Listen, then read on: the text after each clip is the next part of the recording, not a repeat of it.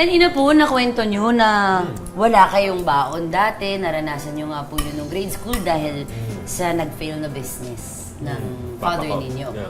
Paano po yung naging diskarte ninyo specifically?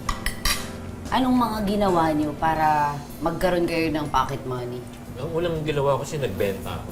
Nang? Ng Drugs. Pangsakit ng ulo. Mga gamot. Yung unang binenta ko, seryoso, is toilet paper. tissue. We?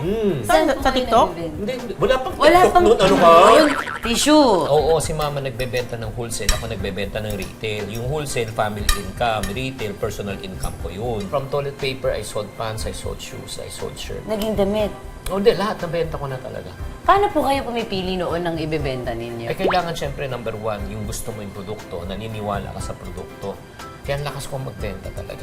Hindi ako magpo-promote ng isang bagay na alam kong hindi maganda. After that, yun nga, I hit my first million at age 20 plus. Sa pagtitinda lang? Oh, Sa buong life niyo po, Sir Chinky, mako-consider niyo po bang yun na yung naging pinakamahirap yung experience? Or meron pang iba? ay, alam mo naman, in lahat ng stages ng buhay, dadaan tayo sa pagsubok. Ang first stage mo is a stage of survival. Siyempre, nanggaling ka sa wala, sa hirap, gusto mo makalabas. Ang next goal mo, stage of stability.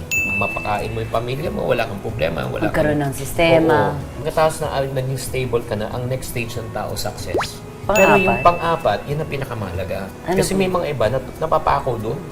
Nagsistay sa third? Oo, successful na sila, matagumpay sila, pero malungkot. Tama. Ano po yung pang-apat? Significance. Wow. Yung parang hindi mo na iniisip yung sarili Yung mo. purpose mo. Oo, yung iniisip mo, paano mo maitutulong at maishare yung kaalaman mo at kagalingan mo sa ibang tao.